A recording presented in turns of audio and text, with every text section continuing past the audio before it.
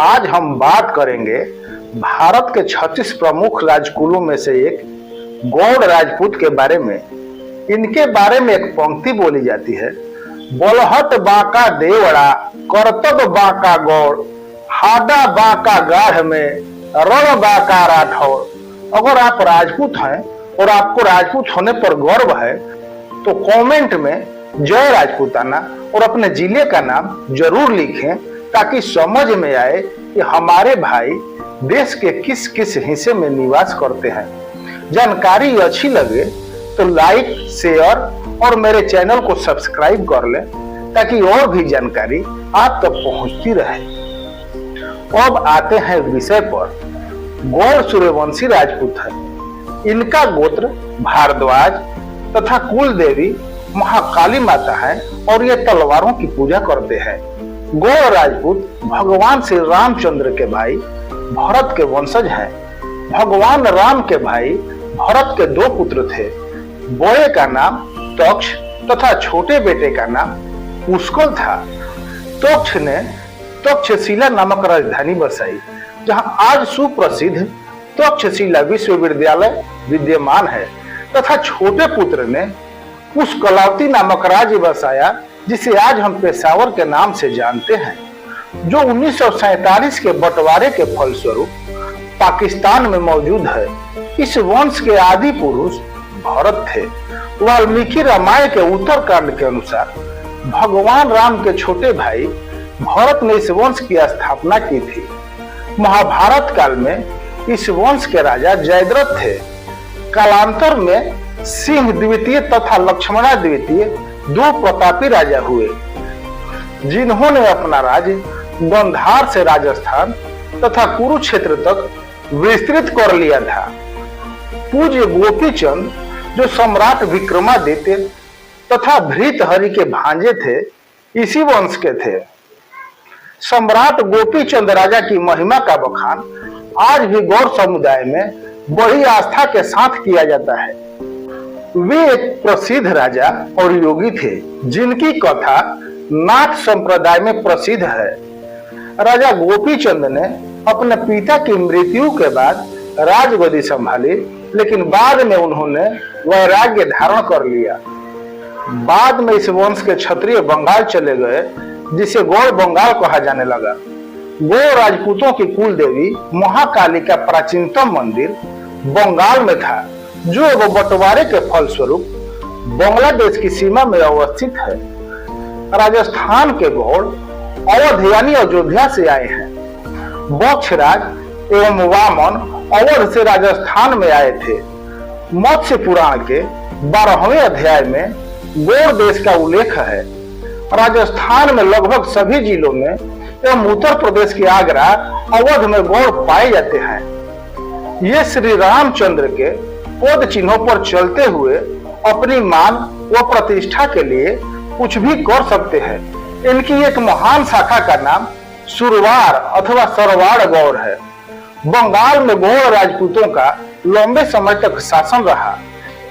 चीनी यात्री Hiuen Tsang के अनुसार शशांक गौड़ की राजधानी कर्ण सुवर्ण थी, जो वर्तमान में झारखंड के सिंह भूमि के अंतर्गत आता है। इससे पता चलता है कि गौड़ साम्राज्य बंगाल, वर्तमान में बांग्लादेश समेत कामरूप, असम, झारखंड सहित मगध तक विस्तृत था। गौड़ वंश के प्रभाव के कारण ही इस क्षेत्र को गौड़ बंगाल कहा जाने लगा। शशांक गौड़ इस वंश के सबसे प्रतापी राजा हुए, जो सम्राट हर्षवर्धन के समकालीन थे तथा संपूर्ण भारतवर्ष पर शासन करने की तीव्र महत्वाकांक्षा रखते थे। शशांक गौड़ ने हर्षवर्धन के भाई प्रभाकर वर्धन का वध किया था। इसके बाद एक युद्ध में हर्षवर्धन ने शशांक गौड़ को पराजित किया और उसकी महत्वाकांक्षाओं को बंगाल तक ही सीमित कर दिया। शशांक गौड़ के बाद इस वंश का पतन हो गया। बाद में इसी वंश के महान राजा सम्राट हर्षवर्धन ने गौड़ बंगाल में समृद्ध एवं शक्तिशाली पाल वंश की नींव रखी। सम्राट हर्षवर्धन की मृत्यु के बाद भारत कई राज्यों में बंट गया और अगले 100 वर्षों तक कनौज पर आधिपत्य के विभिन्न क्षत्रिय राजाओं के बीच संघर्ष होता रहा। क्योंकि मगध के पतन के बाद भारतवर्ष का नया सत्ता शीर्ष कनौज बन चुका था तथा कनौज अधिपति ही देश का सम्राट कहलाता था। कनौज के लिए हुए इस संघर्ष में भारत के प्रमुख 3 राजवंशों में गुर्जर प्रतिहार राष्ट्रकूट के अलावा बंगाल का पाल वंश यानी गौड़ वंश था। उस समय चौथी शक्ति के रूप में बादामी के चालुक्य या कहें सोलंकी तेजी से उभर रहे थे। पाल वंश के पतन के बाद पर्शियन आक्रांता बख्तियार खिलजी ने जब बंगाल पर हमले किए और उसे तहस नहस कर दिया, तब गौड़ राजपूतों की बड़ी संख्या में बंगाल से राजस्थान की तरफ पलायन हुआ। राजस्थान में गौड़ प्राचीन काल से ही रहते आए हैं। गौड़, गोर या गौर यह शब्द एक ही अर्थ से विभिन्न प्रांतों में प्रयोग किया जाता है। मारवाड़ क्षेत्र में एक क्षेत्र आज भी गौड़वाड़ व गौड़ाटी कहलाता है, जो कभी गौड़ राजपूतों के अधिकार क्षेत्र में रहा और वहां निवास करते थे। राजस्थान के साथ महाराष्ट्र और पंजाब में गौड़ समुदाय पाया जाता है। वे स्वयं को गोरमाटी भी कहते हैं। राजपूत वंशावली के अनुसार सबसे पहले सीताराम गौड़ बंगाल से राजस्थान के मारवाड़ क्षेत्र में आए। यहीं से बाहर देव व नाहर देव 2 गौड़ कनौज सम्राट नागभट्ट द्वितीय के पास पहुंचे, जिनको नागभट्ट ने कालपीवनार यानी कानपुर का क्षेत्र जागीर में दिया। इन्हीं के वंशज आज उत्तर प्रदेश के इटावा, बदायूं, कनौज, मुरादाबाद, अलीगढ़ में निवास करते हैं। नार क्षेत्र में आगे की पीढ़ियों में हुए वत्सराज, वामन व सूरसेन नामक गौड़ विक्रम संवत 1206 में पुष्कर तीर्थ स्नान हेतु राजस्थान आए। उस समय दहिया राजपूत अजमेर में चौहानों के सामंत थे, जिन्होंने चौहानों से विद्रोह कर रखा था। तत्कालीन चौहान शासक विग्रहराज तृतीय ने विद्रोह दबाने के लिए गौड़ों को भेजा। गौड़ों ने दहियाओं का विद्रोह दबा दिया। तब प्रसन्न होकर चौहान शासक ने इनको केकड़ी, जुनिया, देवलिया और सरवाड़ के परगने जागीर में दिए। वत्स राज के अधिकार में केकड़ी, जुनिया, सरवाड़ व देवलिया के परगने रहे। वहीं वामन के अधिकार में मोठड़ी व मारोठ परगना रहा। महान राजपूत सम्राट पृथ्वीराज चौहान के कई प्रसिद्ध गौड़ सामंत थे, जिनमें रण सिंह गौड़ तथा बुलंदशहर का राजा रणवीर सिंह गौड़ प्रमुख थे। चंद्रबरदाई की किताब पृथ्वीराज रासों में और भी कई गौड़ सामंतों का जिक्र आता है। चंद्रबरदाई ने गौड़ों की प्रशंसा में लिखा है, बलहट बांका देवड़ा, करतब बांका गौड़, हादा बांका गाढ़ में, रण बांका राठौर। वही कर्नल टोड ने लिखा है कि गौड़ राजपूत अपने समय के सर्वश्रेष्ठ घुड़सवार थे। टोड के अनुसार एक समय इस जाति का राजस्थान में अत्यंत सम्मान था, जो बाद में धीरे धीरे समाप्त हो गया। पृथ्वीराज की हार के बाद राजस्थान में गौड़ों की शक्ति क्षीण हो गई। वत्स राज के वंशजों में गोपाल दास बूंदी चले गए, जहां बूंदी शासक हाड़ा भोज ने उसे लाखेरी की जागीर दी। गोपाल दास खुरम के साथ दक्षिण को गए। जब खुरम ने थट्टा का घेरा डाला, तब गोपाल दास अपने 17 पुत्रों सहित युद्ध में लड़े और वीर गति को प्राप्त हुए। खुरम जब शाहजहां के नाम से बादशाह बना, तब गोपाल दास के पुत्र विठल दास को 3000 जाट और 1500 सवार का मनसब दिया। मारोठ व मोठड़ी के जागीरदार वामन के पौत्र मोटेराव कुचामन के और जालिम सिंह मारोठ के स्वामी बने। इस क्षेत्र में गौड़ों ने अपना प्रभाव बढ़ाया व राज्य विस्तार किया। गौड़ों द्वारा शासित होने के कारण आज भी यह प्रदेश गौड़ाटी के नाम से प्रसिद्ध है। यहाँ के गौड़ों ने आमेर राज्य से भी युद्ध किया था। 16वीं सदी की शुरुआत में रीढ़मल गौड़ मारोठ के शासक हुए, जो क्षेत्र के गौड़ शासकों के पाटवी नेता थे। घाटवा के नजदीक कोलोलाव तालाब पर राव शेखा द्वारा कुल राजगौड़ की हत्या के बाद गौड़ों के निकट संबंधी राव शेखा से 12 लड़ाइयां हुई। 12वीं लड़ाई पूरी गौड़ शक्ति एकत्र कर मारोठ के अनुभवी शासक रीडमल के नेतृत्व में लड़ी गई और रीडमल को राव शेखा के पुत्र रायमल से संधि करनी पड़ी। ज्ञात हो शेखावटी व शेखावत वंश के प्रवर्तक राव शेखा इसी युद्ध में, जो घाटवा युद्ध के नाम से प्रसिद्ध है, विजय के उपरांत ज्यादा घायल होने के चलते वीर गति को प्राप्त हुए थे।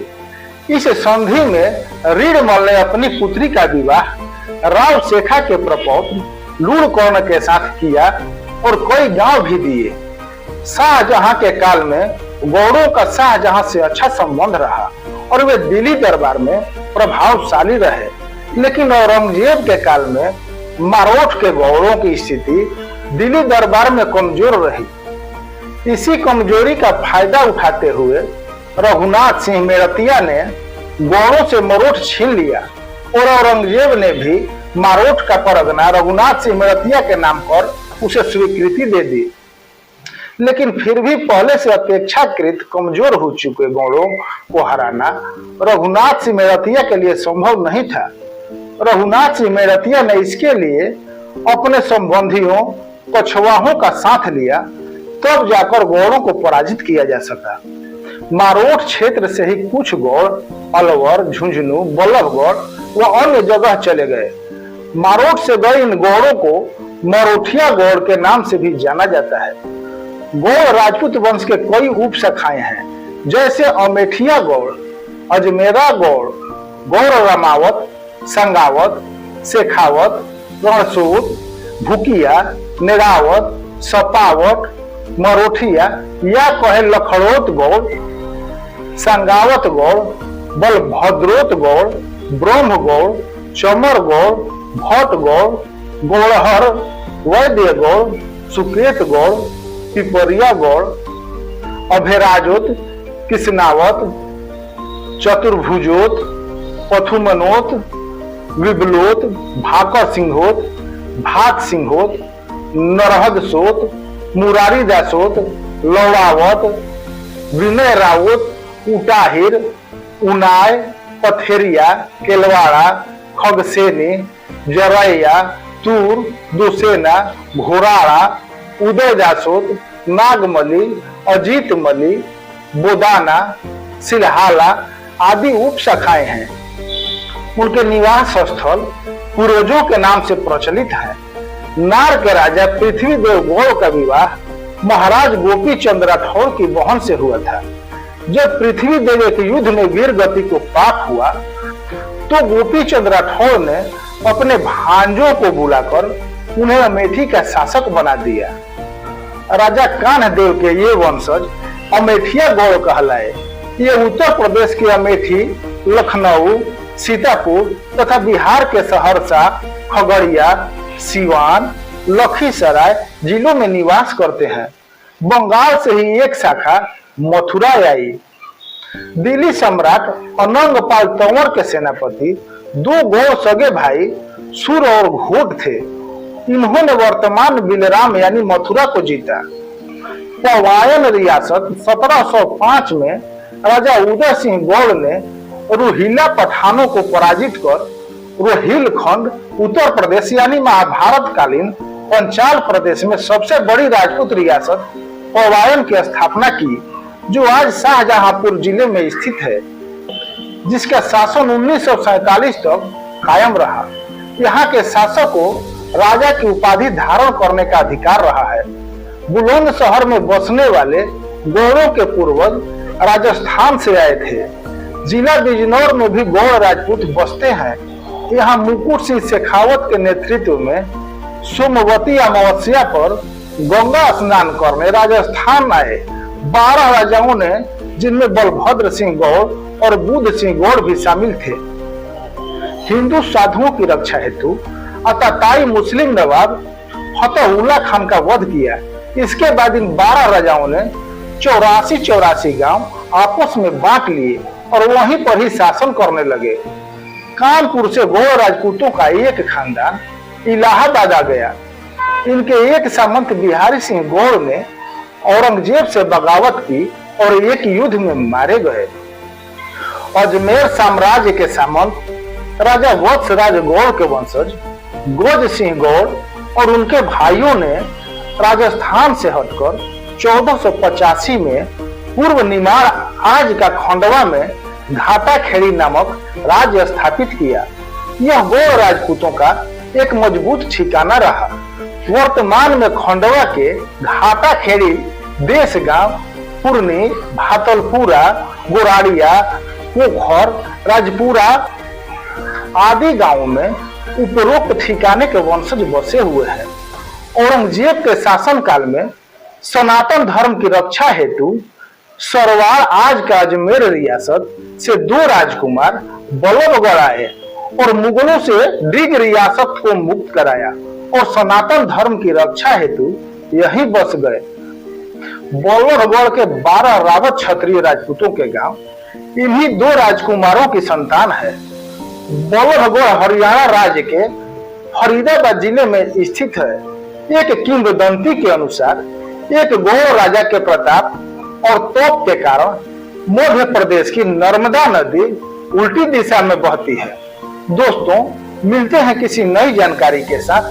तब तक के लिए राम राम।